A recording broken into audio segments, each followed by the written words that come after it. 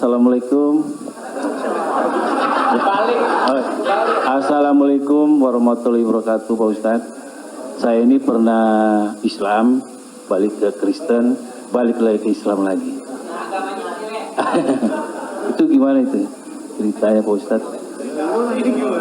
Innalladzina amanu, beriman, summa kafaru, murtad, summa amanu, kemudian beriman, summa kafaru, murtad, summa zdadu kufran, maka barulah tidak diterima.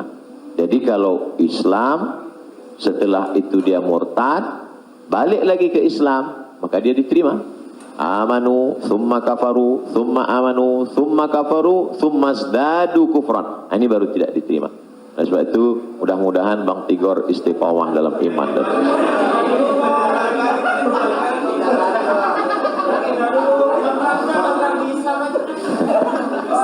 agama lu kayak angkos bolak-balik.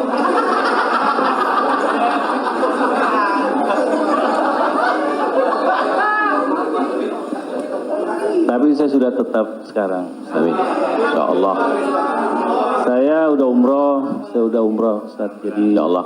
Jadi Bang, jalan yang benar. insyaallah. Jadi Bang Taufik, kajian paski mungkin kerjasama dengan musyawarah supaya terus, atau kalau tidak ingin satu majelis, ustadznya nanti setelah di sana pagi misalnya, sore di paski. Kemudian ngaji ini, kalau sekedar ngaji kita nggak ada tantangan, mesti ada sosialnya. Misalnya ngumpulin beras.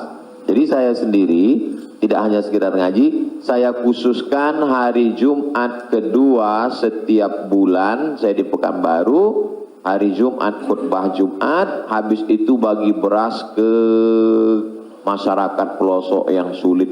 Lalu siapa yang menjadi relawannya? Yaitu relawan-relawan Biker Subuhan, mantan petato, kemudian hijrah, pemuda hijrah. Karena kalau cuma ngaji, orang tidak ada tantangannya. Jadi saya ingin ke depan paski ngaji, kemudian ada gerakan dakwah, kemudian ada gerakan sosial, buat rumah tahfiz, lalu kemudian tidak hanya uang dari komunitas saja, buat yayasan, kami membuka rumah tahfiz gratis untuk yatim dan segala macam, kirim ke nomor rekening berikut ini, pasang pancingnya, Allah Ta'ala memberikan. Belajar kita dari yang dilakukan oleh almarhumah, 250 yatim, 40 tahun, Prof. 43 tahun bisa tidak putus. Inspirasi. Jadi kalau mau, maka kita bisa ikuti jejak. Sehingga kita, jadi kelanjutan itu, maka Bang Tigor dan abang yang lain, dia akan terpacu terus untuk datang setiap kajian pekanan, lalu kemudian memperbaiki tahsin bacaan Qur'annya, lalu kemudian meluruskan kajiannya, kemudian ada konsultasi dengan ustadz, tanya jawab dan lain sebagainya. Wallahu a'lam.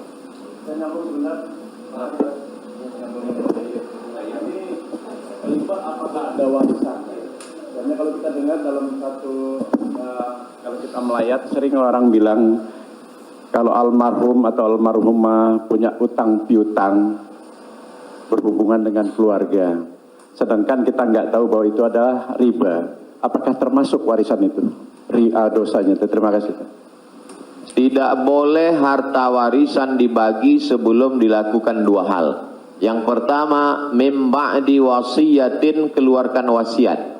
Wasiat hanya sepertiga total harta. Jadi kalau dalam surat wasiatnya, aku wasiatkan ruko ini untuk sekolah tahfiz. Total harga ruko 1 miliar. Sedangkan harta dia cuma 2 miliar. Maka yang jatuh menjadi wasiat hanya 666 juta. Sedangkan sisanya dibagi kepada ahli waris. Pertama, keluarkan wasiat, sepertiga paling banyak. Setelah keluar wasiat, mim ba'di wasiyatin yusa biha au dain. Dain, bayarkan hutangnya. Jadi kalau ada orang meninggal, hutangnya dibayarkan dari harta warisan. Jadi kalau harta warisan habis, apakah anak wajib membayarkan hutang bapaknya? Tidak. Anak hanya wajib membayarkan hutang almarhum dari harta yang dia tinggalkan. Adapun kalau si anak mau berbakti kepada orang tuanya, dia bayarkan, baik. Tapi dia tidak punya kewajiban, dia bayarkan dari harta dirinya sendiri. Jadi makanya kadang kita baca, jangan beli ruko ini bermasalah. Di mana letak masalahnya? Karena ruko itu dibagi sebelum hutang dibayar. Muncul masalah. Sebetulnya ruko itu bukan milik anak-anaknya, tapi milik piutang, milik orang yang dulu pernah dipinjam uangnya. 2 keluarkan, baru bagi harta warisan. Allahu a'lam.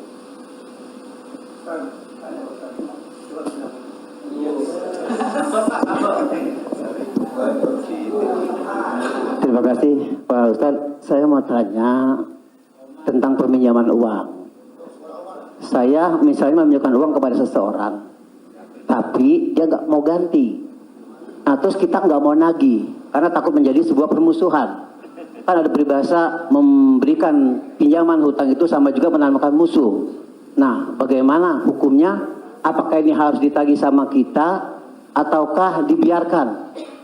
Terima kasih Pak Ustaz. Assalamualaikum warahmatullahi wabarakatuh. Waalaikumsalam. Ayat yang paling panjang dalam Al-Quran, 1 halaman penuh, Al-Baqarah 282. Bukan tentang haji, bukan tentang puasa, tapi tentang perjanjian hutang piutang. Ya ayyuhalladzina amanu, hai orang beriman, idza tadayantum bidainin, kalau kamu menjalin transaksi hutang piutang ila ajalim musamma, sampai batas waktu limit tertentu, faktubuh, tulislah. Wal yaktub bainakum katibun bil adli, hendaklah ada seorang penulis yang menulis dengan adil. Wastashhidu syahidaini min rijalikum, ada 2 orang saksi. Antadil, kalau tidak ada 2 orang laki-laki, wa maraat, 1 orang perempuan, wa maraatani, 2 orang perempuan. Antadilla ihdahuma fatudzakkira ihdahumal ukhra. Sedetil itu dalam Al-Quran.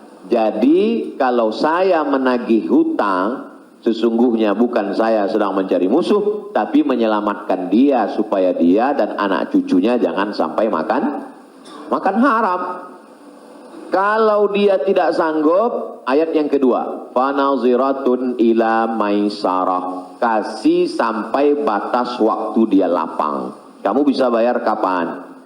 Insya Allah 1 Mei Pak Ustadz. Tahun berapa? Tahun 2022. Oke, insya Allah Mei 2022 lapang. Tidak juga dia sanggup membayar, lebih banyak minyak kita nagih daripada uang yang mau ditagih. Masuk ayat ketiga, wa antasaddaqu khairul lakum, kamu sedekahkan lebih baik. Aku sudah capek, asam uratku naik, asam lambungku kumat, kau ambil aja lah ini. Wa antasaddaqu khairul lakum, kau sedekahkan lebih baik. Yang menghafal ayat ini yang memberi pinjaman, bukan yang minjam. Sekarang yang menghafal ayat ini yang minjam. Ketika kita tagih, kapan kau bayar? Dibilangnya, wa antasaddaqu khairul lakum, kalau kau sedekahkan lebih baik. Allahu akbar.